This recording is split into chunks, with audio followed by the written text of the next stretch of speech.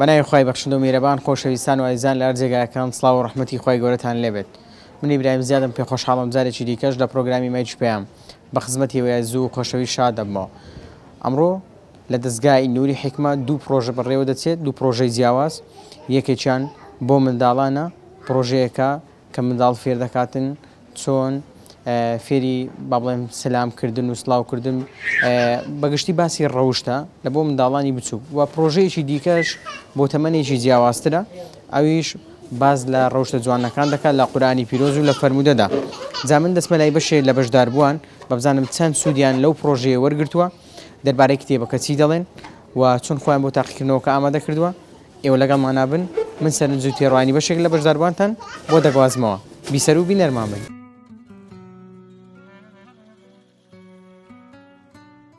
السلام عليكم. وعليكم السلام. ئەڕۆ تاقیکردنەوەی لەسەر چ دەکەن؟ لەسەر دارا و سارە موسڵمان. باسی چ دەکاوە؟ باسی پێغەمبەران دەکا، باسی دەزوج دەکا، باسی نوێژ دەکا، باسی ئیسلام دەکاتن، باسی زۆر شت دەکا. جا بابزانم لە نێو کتێبەکەت باس و خواست چییە؟ ئەو فەرمودانەی کە تێیدایە یەک لەو فەرمودانەمان پێ بدێ بزانین فەرمودەی تێدایە؟ جا یەک فەرمودەمان پێ بڵێ بزانین فەرمودەکە باسی چی دەکات؟ فەرمودەکە باسی نوێژ دەکات، دەڵێ هەر کەسێک کە باسی قورئان دەکا، هەر کەسێک کە قورئانی خوێن بە فێری کەسانی تریشی بکە.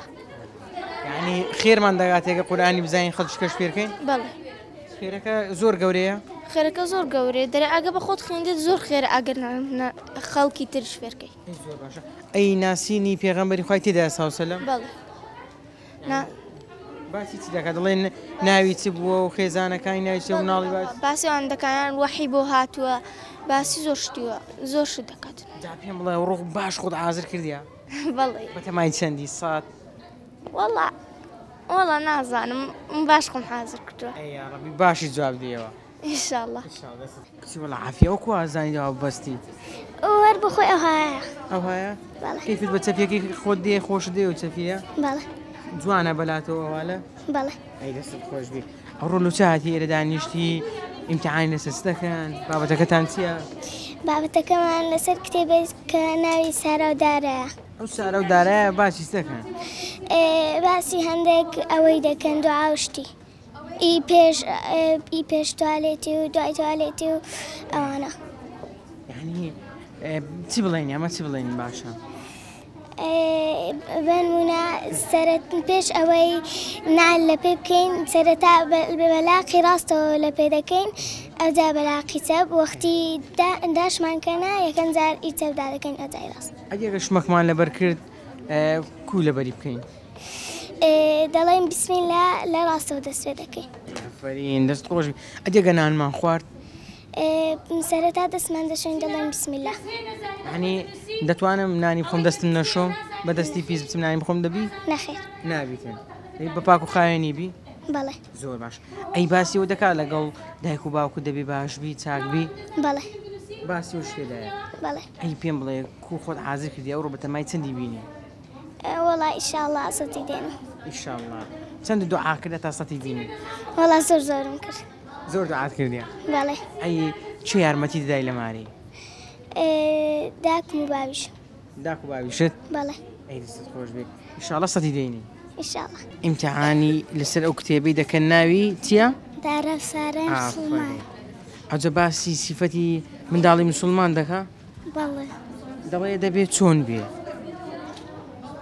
منداڵی موسڵمان دەبێت چۆن بێ؟ ئەگەر شمەکی پۆشی دەبی چ بکاتێن؟ شمەی پۆشاکی خاوێن لەبەر بکات. جوانە. دەبی بەلای ڕاست سەرەتا لەبەرکەین یان چەپ؟ ڕاست. ڕاست. ئەی باسی ئەوە دەکا کە گەڕاینەوە بۆ ماڵ سەرەتا دەبێت چی بکەین؟ چۆن سڵاو لە دایک و باوکمان بکەین؟ سەلام عەلەیک. باسی ئەوە دەکات دەبێت دایک و باوکت خۆش بێ؟ بەڵێ. لە ئەو ئیمتیحانەی چەندت خوێندی؟ چەند خۆت ماندی کردیە؟ زۆر. زۆر. جا مامۆستا وەرەقەکمان بدەنێ بە بزانین ئیمتیحانی وەش کە ئەوە بزانین پرسیارەکە لێ بکەم بە ئەوانە گوێیان لێ نەبی. دەرەی پایەکانی ئیسلام ژمارەیان چەندە؟ ئیسلام پێنج نازانم پرسیارە هەیە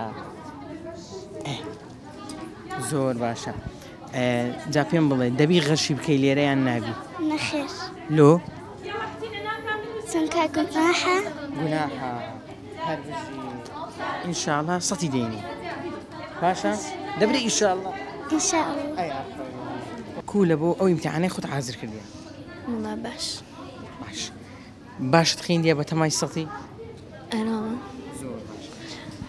ئەم کتێبە باز لە چی دەکات وڵایی فەرمودەی پێغەمبەر صلی الله علیه وسلم تێدا ڕەوشتی جوانمان فێر دەکاتن جوان چیمان فێر دەکات ینی بۆ نمونە تو کتێبەکەت خوێندیتەوە باز لە چی ڕەوش دەکات ینی پێمان دەڵێ دەبێت چۆن بی بۆن ڕۆژتەکانی مزگەوت سونەتەکانی مزگەوت چۆن سونەتەکانی مزگەوتمان فێر دەکاتن ئادابەکانی بۆ کوبنووی حەدیث و شتی تێدا ئەشتانی تێدا یەک لە پرسیارەکان دەرێن ناوی سیانی پێغەمبەرمان صلی الله علیه وسلم چییە محەممەد کوڕی عەبدوڵڵاه کوڕی عەبدوڵموتەڵیب سەرکەوتوو دەبی ئینشاڵڵا سەلام عەلەیکوم عەلەیکم ئەسسەلام با بزانم تو ناوت چییە و تەمەنت چەندە نام هەناسەیە هەناسەخان ئەو ڕۆ ئیمتیحان لەسەر چ بابەتێکی دەکەی لەسەر سارە و دارەی موسڵمان باسی چ دەکا کتێبەکە باز لە چییە باسی ڕەفتاری منداڵی موسڵمان دەکات دەبێت چۆن بێت بەڵێ جا پێم بڵێ منداڵی موسڵمان دەبێت چۆن بێت دەبێت ڕازگۆ بێ دەستپاک بێ لەگەڵ دایک و باوکی باش بێ دەبێت ڕازگە بیتن دەستپاک بی درۆژ نەکە ئەیافەری با کەس جێلێ نەبی پێم برێ پایەکانی ئیسلام ژمارەیان چەندە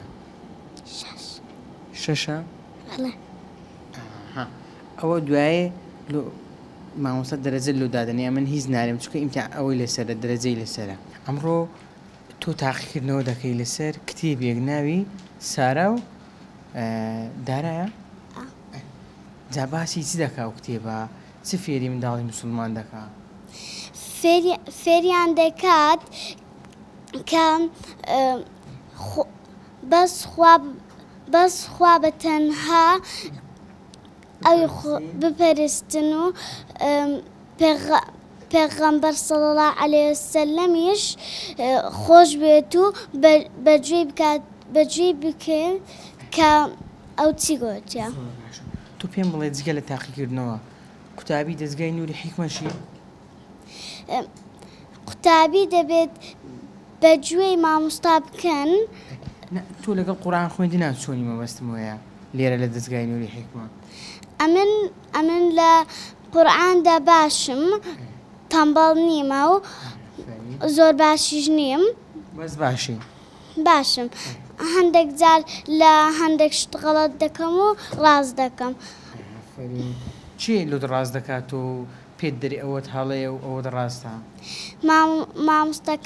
مامۆستاکانم ئەوە پێم دەڵێن ئەوە ڕاستە ئەوش غەڵەتە سەلام عەلەیکوم عەلەیکم سەلام وەڕەحمەتوڵڵاهی وبەرەکاتوه پێم بڵێ تو ناوت چی و تەمەنت چەندە وەڵڵاهی ناوم کەیوانە و تەمەنیشم 10 ساڵە کا کەیوان گیان تاقیکردنەوە دەکەی لەسەر چ بابەتێک وەڵڵاهی لەسەر پرۆژەی داراسارە موسڵمانان باسی دەکا و پرۆژەیە و کتێبە باسی دەکا باسی پێغەمبەران دەکات لە تەمەنی چەند ساڵی وەسفاتی کردو و هەروە لە تەمەنی چەند ساڵی زەواجی کردو باسی ئەو شتان دەکات ئافرین پێم بڵێ پایەکانی ئیسلام چەندن ها یەکێکە لەو پرسیارانەی کە ئەو ڕۆلوتان هاتووە پایەکانی ئیسلام پێنج زانانە پێنج زانەیە بەڵێ باش پرسیارەشکەمان دڵێ پێغەمبەرمان صلی الله علیه وسلم ناوی سیانی چ بوو ناویشانی محەممەدی کوڕی عەبدوڵڵاهی کوڕی عەبدولموتەڵیب بوو ئافرین تۆ پێم بڵێ لە نوێژدا لە کاتی سوزەدا دەڵێن چ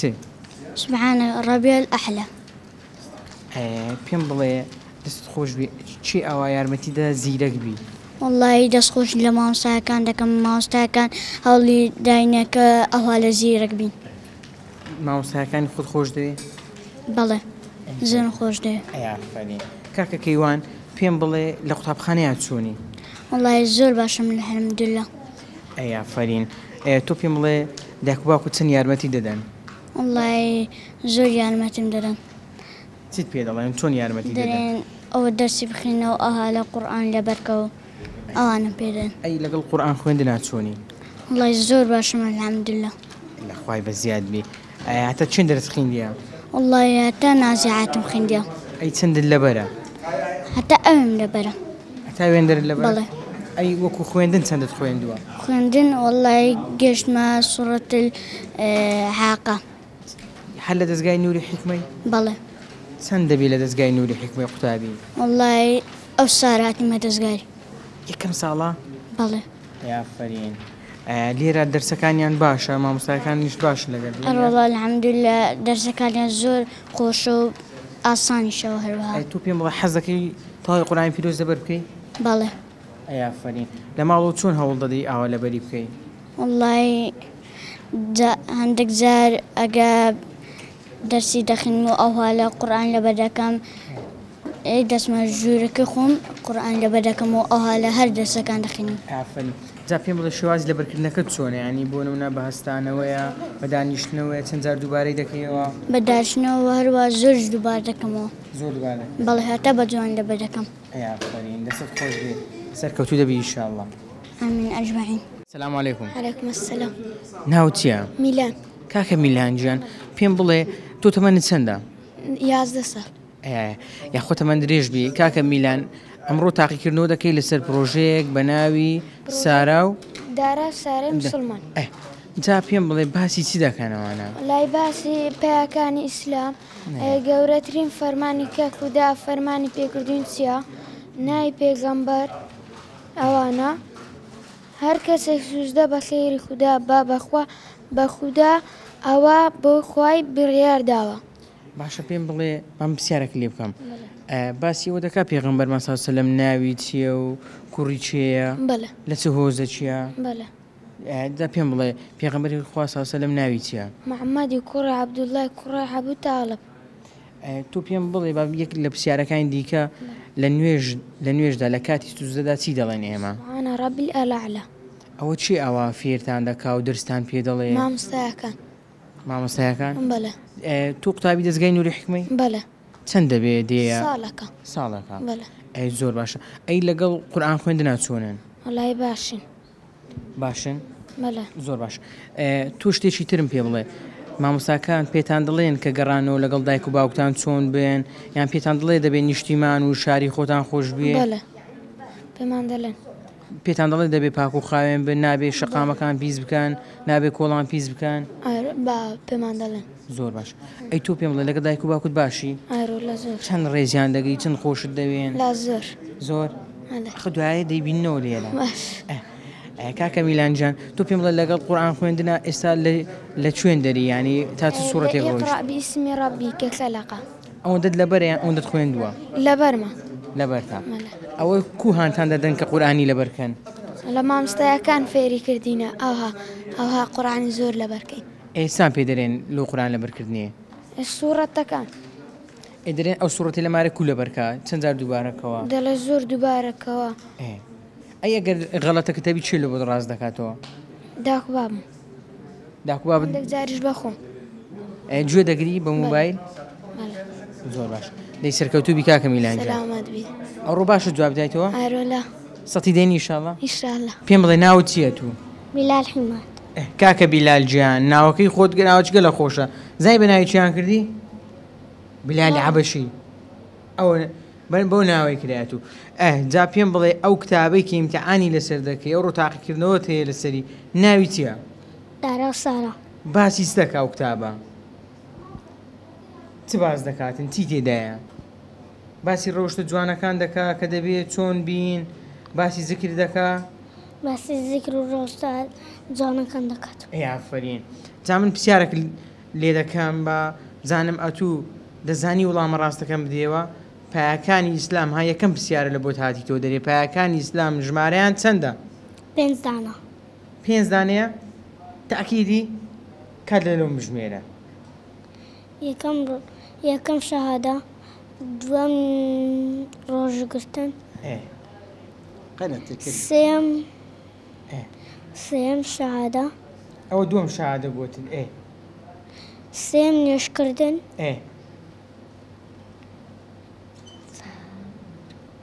بەس دەزانی پێنجەوە نییە ماڵی خۆی حەزکردنی ماڵی خۆی حەزکردنی ماڵخوا ڕۆژگرتن دە پێم بڵێ کاکە بیلال گیان مامۆستا پرسیارەکانت لە بۆ دەخینتوە توش وڵامەکەی پێ دەڵێ بەڵێ دەستت خۆشبی ئەی لەگەڵ قورئان خوێندنە چۆنی زۆر باش لەخوای بە زیادبی چەندت خوێندیە زۆربەی سوورەتەکان خوێندیە ئەی جزو عەمەی وە دا پێم بڵێ داکوباب چەند یارمەتی دەدەن زۆر داکوبابی خۆت خۆش دێ چەند زۆر ئەفەن مامۆستا سەلام عەلەیکوم وعەلەیکم سەلام ورحمەتوڵڵا وبەرەکاتوه ئەو براکەم قوتابیانەی کە بچووکن پۆلی یەک و دوونە ئێوە خۆتان پرسیارەکانی بۆ دەخوێنەوە و چۆنە یان وڵامەکەی چۆن بۆ ئەوانەی کە مەسەن ئاستی خوێندەواریان باش نییە یان پۆلی یەکن یان نەچوینە قوتابخانە ئەمە بۆ خۆمان پرسیارەکانیان لۆ دەخینەوە و هەڵبژاردنە بەخۆی هەم پرسیارەکانیان دەخینەوە هەم هەڵبژاردنەکانشانە دەخینەوە هاوکارێکی تاویان دەکەین کە لەوەی هیچ هەڵەش تێدا نەکەن یان 2000 3000 جار و 4000 هەتا 5000شمان لۆ تکرارکردەوە پرسیارەکە لۆی تێبگا لە پرسیارەکەی زۆر خۆتان لەگەڵ یامانی دەکەن ئارێوەڵە ئینشاءڵڵا کەم تەرخەمی ناکەین زۆر باش مامۆستا هەدەفتان چییە لەوەی کە ئەو منداڵە بچووکانە ئەو شتانە بزانن وڵا هەدەفمان ئەوەیە ڕەوشتی پێغەمبەری خوا عەلەیهی سەڵات وسەلام ون نەبیتن و منداڵەکانمان بۆ ڕێزکێ دابڕۆن هەتا کۆتاییەکەی یعنی پاشەوانە ئەمە ڕۆیشتن ئەو منداڵانە ئەو جیلانە پەروەردە بیتن کەم هەم ڕێبازی پێغەمبەری خوا عەلەیهی سەڵات وسەلام ون نەکەن بە بەردەوامی بن زۆر باشە جا پێم بڵێ ئەو منداڵانە چەندێک ئەو زانیارانە هەزم دەکەن وڵی تا ڕادێک زۆر باش یعنی بەجێری منداڵی خۆیانی بەجێری کە گچکە ئێسەوەەوە ساڕۆزم پۆلیەکە بەجێری ئەوەی کە پۆلیەکە یانەی لە هەم لە قورآنیش زۆر زیرەکەن یعنی لە قورآن خوێندن ئێستا پێمان ئەنتیکێ دەرێن کابرا ئەمە کە لە کنەمە قۆناغی یەکە هەتا دەبی ئەوەی لە بەرکاتن هەتا دەگاتە لەیلی یعنی لەیل داخلنی هەتا لەیلی تا ضحای هەتا ضحای دەبی لە بەرکاتن زاروە هەتا فەجریشان لەبەرکردن یەکەکان هەتا فەجر ڕۆیشتینە توانیان باشە لەبەری زاکریان پاکە زاکریان سافە توانایکی باشیان هێرە لەبەرکردن کتێبەتان دیاری کرد مامۆستا وڵی لێژنە دیار بۆ حەزی لەو کتابەی بوو لەبەری هەموو پایەکانی ئیسلامی تێدا بوو هەم پایەکانی ئیسلامی تێدا بوو هەم ئادابەکانی تێدا بوو هەم ڕۆژتەکانی هەموو تێدا بوو سلام علیکم وعلیکم السلام ورحمة الله وبركاته خير بني ئەمڕۆ دوو پرۆژە بەڕێوە چوو پرۆژەکان بە ناوی چی وچنە و ئەمان سالۆ پرۆژانە چییە ئەمڕۆ الحەمدوللا لە دەستگای نووری حکمە دوو پرۆژەمان هەبوو پرۆژە یەکەم تایبەت بە منداڵان بوو بە ناوی کتێبێک بوو بە ناوی دارە و سارە ڕۆشتە جوانەکان بوو و پرۆژەی دووەممان لە بۆ نەوجوانان بوو بە ناوی ڕۆشتە جوانەکان بوو هەدفمان لەو پرۆژانە ئەوەیە کە زیاتر منداڵان ئینشاءڵڵا ئاشنا بکەین بە ئاکار و ڕەوشتی ئیسلامی و ئاشنایان بکەین بەو ئەو ئەرکانی کە لە ڕۆژانەدا پێویستە جێبەجێیان بکەن بەرامبەر بە ماڵەوەیان و بە مامۆستاکانیان لە قوتابخانە لە دەرەوە لە هەموو شوێنێک بەگشتی ئینشاءڵڵا پرسیارەکانتان چۆنە ئامادە دەکرێت ینی پرسیارەکانتان لەسەر چ بنەمایەک هێناوە بۆ تاقیکردنەوە ینی هەڵتان بژاردووە ئەمە سەرەتا پێشتر کتێبماندایە تەڵەبەکان تقریبەن مانگێک زیاتر ئەو کتابەمان دا دەستەڵەبەکان لەو کتابەی پرسیارەکانمان دەرینە و پرسیارەکانیش هەمووی هەڵبژاردن بوو ئەو پرۆژە تایبەت بوو بە قوتابیانی دەستگای نووری حکمە یان خەڵکی دیکەش دەیتوانی بەشداری تایبەت بوو بە قوتابیانی دەستگای نووری حکمە هەر قوتابیانی خۆمان بوون یعنی قوتابی دەرەوە نەهاتبوو تەنها ئی خۆتان بەڵێ تەنها قوتابیانی دەستگا بوون قوتابیان بەگشتی لەسەر ئەو پرۆژەیەتی دەڵێن دڵخۆشن پێیان باشە و پرۆژانە ئێوە هەموو ساڵی هەتان بێت بەڵێ الحەمدولیلا ئەو پرۆژانەمان هەیە و زۆریش پێی دڵخۆشن و بەخۆشیان زۆر جار تەڵەبەکان ئەنی داوا دەکەن ئێستا سەرەتا تەنها بۆ نەوجوانان ڕامانگەاند منداڵان یەکجار زۆر هاتن و تەکلیفیان کرد مامۆستاعەدی لە بۆمە و بێمە الحەمدولیلا لە بۆ منداڵانیشمان ئەو پرۆژەی ڕامانگەاند خەڵاتەکان چین ینی ئەوەی کە داتان ناوە خەڵاتی نەوجوانان دیاری کرایە لاپتۆپە بەڵام خەڵاتی منداڵان هەتا ئێستا دیاری نەکرایە خەڵاتی شایستە دەبی ئینشاءڵڵا سلام علیکم وعلیکم السلام پێم بڵێ ئەو پرۆژەیە چەند سوودی بۆ ئێوە هەیە چەند سووتان لێ بینیوە پرۆژەیەکی چۆنە بەگشتی وڵا پرۆژێکی زۆر باشە فێری هەموو ئادابەکانی پێغەمبەر و فەرمودەکانی فەرمودەکان دەبین فرمودەکان باز لە چی دەکەن ینی پێمان دەڵێ چۆن بین بوون ڕەوشت بەرزی چاکەکردن لەگەڵ جیران کاتێک پێغەمبەر دەهاتەوە ماڵ چی دەگۆ زیکردکردن هەموو ئەو بابەتانێتی تێدایە. باشە یەک لە پرسیارەکان دەڵێ چارەسەری وەسوەسە بە چی دەبێت؟ چارەسەری وەسوەسە خۆگرتن لە شەیتان زۆر بڵێن خوای بمان پارێزیە شەیتان ئاوت بڵێن شەیتان ڕێکی لە فرمودەکان پێمان دەڵێ ڕەوشتمان بەرامبەر بە دایکمان بە کەس و کارمان بە پورمان بە ماممان چۆن بێت؟ باش بتن یەکێک لە تاوانە گەورەکانیش ئەوەیە کە لەگەڵ دایک و باوک خراپین. یەک لە تاوانە گەورەکان ئەوەیە لەگەڵ دایک و باوکمان خراپین؟ بەڵێ. باشە چی دەڵێتن دەڵێت چۆن ینی بۆ نمونە فرمودەکەم لۆ بینەوە دەربارەی دایک و باوک. پێغەمبەرمان صلی الله عليه وسلم دەفەرمێت سێ جار دەڵێتن دوو گوناحترین تاوانەکان یەکەمیان دەڵێتن شریکدانان بۆ خوای گەورە دوێمیان دەڵێتن خراپەکردن لەگەڵ دایک و باوک. جا پێویستە لەسەرمان زۆر قەدری دایک و باوکمان بزانین. بەڵێ. ئەی تۆ بۆم باسکار لەگەڵ قورئان خوێندن ناچۆنی؟ باشم الحەمدولله. باشیەکەت لە لەبەرکردنە یان لە خوێندنەکەی؟ هەردووچی. هەردووچی باشی؟ بەڵێ. زۆر باشە. لە قورئان خوێندن گەیشتی بە چێن دەر و لە لەبەرکردنەکەش گەیشتی بە چێن؟ لە خوێندنەوەکەی گەیشتم تاوم کرد جزئی تەبارەکە و لە خوێندنەوەکەش هەر هەردووچی تاوم کردیەوە. ئێستا چەندت لەبەرە؟ لە سوورەتی مرسەلاتم. مرسەلات تێبە دەکەم هەفتەیە. چۆن لەبەری دەکەی ئاوا؟ زۆر جێ لە قارئ دەگەم دووبارەی دەکەمەوە دواتر بۆ دایک و باوکمی دەڵێم ئینجا دێمەوە ئێرە. ئەمڕۆ باش خۆت ئامادە کردووە بە تەمای چەند بینی؟ وڵای بتمای سەڵتیمە بەس ناسا ئینشاءڵڵا. پێم بڵێ تۆ ناوت چییە و تەمەنت چەندە؟ من ناوم هێلین هیوا خەلیلە تەمەنم 12 ساڵ. زۆر باشە. هێلین خان پێم بڵێ ئەم پرۆژەیە چ سوودێکی هەیە؟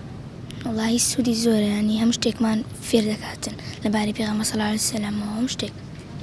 لەبارەی پێغەمبەری خوا صلی الله علیه وسلم چیت پێ دەڵێتن؟ بۆ منە پێغەمبەر صلی الله علیه وسلم هاتەوە ماڵەوە یەکەم شت چی ئەکرد؟ سیواکی بەکارهێنا. ئەو شتەکان ینی زۆر باشە. پێم بڵێ پێغەمبەری خوا صلی الله علیه وسلم لەگەڵ منداڵەکانی چۆن بوو لەگەڵ خێزانەکانی چۆن بوو؟ زۆر باش ینی زۆر باش. زۆر باشە. بەگشتی ئەو پرۆژەیە باز لە ڕەوشتی بەرز دەکا چەندێک کاتێک کە کتێبەکەت دەخوێندەوە وای کرد کە گۆڕانکاری بەسەر ڕەوشتی تۆ دابێ زیاتر بۆی باشتر و چاکتر بی؟ بەڵێ زۆر بە تایبەتی کامیان کام فەرمودە زۆر کاریگەری هەبوو لەسەرت؟ وڵی هەمیان چونکە ئەها کە دەم خوێندەوە وەم دەکرد کا لەسەر ژیانی خۆم بکە تەطبیقت دەکرد لە ژیان؟ نەکرد. زۆر باشە. دایک و باوکت هەستیان دەکرد گۆڕانکاری بەسەرداتوە؟ بەڵێ. چیان دەگوت؟ دەنگوتیان ینی ها گۆڕانکاری بەسەرداتوە ئەو کتابەت کە خوێندووە فێر بوویت شتی زۆر فێر بوویت. ئەی چۆن هانیان دەدای بۆ ئەوەی تۆ باشتر و چاکتر بی نمرێش باش بەدەست؟ دەیانگوت بخوێنە ئەگەر بخوێنی سەرکەوتوو دەبیت ئەو شتۆکانیان. خەریکی وەڵامدانەوەی پرسیارەکانی پرسیارەکان گرانن ئاسانن چۆنە؟ والله حتما پرسیارەکان هەمیان ئاسانە یعنی بەچاو ئەوەی لە کتێبەکەی هەیە زۆر ئاسانە بەڵام خۆی ئیمتیحان لە تاقیکردنەوەشە هەر بۆ نمونە وەرەقە دێتە بەردەم حتما بێ ئاسان و گران و وەسەد شیتیا بێ. بەڕای من زۆری هەرەمیان لەمانە هەمیان ئاسان یعنی پرسیاری زۆر معقولە ئاسان. پێم بڵێ کتێبەکە ناونیشانی چ بوو باسی لە چی دەکرد ناوڕۆژ کتێبەکەی چ بوو؟ کتێبەکە زیاتر باسی لە چون لە شەریعەتە کرد یعنی واز لە ئادابەکانی کرد بە تایبەتی ئەو بۆ نەوجوانان و لاوان گەنجەکان بۆ ئەو باس ئەوانەیە کرد کە بۆی ئادابەکان زۆر ئادابیتیا بوو 53 بە ئادابیتیا بوو 53 بابەت. یەک دوو ئادابم پێ بڵێ کە لە کتێبەکەیە هەبوو؟ وڵی ئادابی پاکوخاوێنی هەبوو ئادابی چوونە مزگەوت هەبوو ڕەفتارکردن ڕەوشکردن لە ناو مزگەوتە ئەم ڕەفتارە هەر لە سەرەتای بابەتەکەەوە هەبوون. پێم بڵێ لە مزگەوتە دەبێت چۆن بین چۆن هەڵسکۆڵکەین چۆن ڕەفتار بکەین؟ خوي گەورە فەرمێ لە سوورەتی جن لە ئاەتی هەژدەوە ئەن المەساجد لله فلا تدعوا مع الله أحدا ئەوە هەر لە یەکەم لاپەڕە لە یەکەم ئادابە واتە مزگەوتەکان بۆ ئەو کراون کە عیبادەت یا بکرێت و نوێژ بکەن زیویری خوا زیات بۆیە کڕین و فرۆشتن لە ناو مزگەوتەوە هەر نابێجیا بۆیە دەیان بە قورئان خوێندنەوە خەریک ببین بە زیکردنەوە خەریک ببین بەیادکردنەوەی خۆ پێغەمبەرەوە خەریک بین. صلى الله عليه وسلم.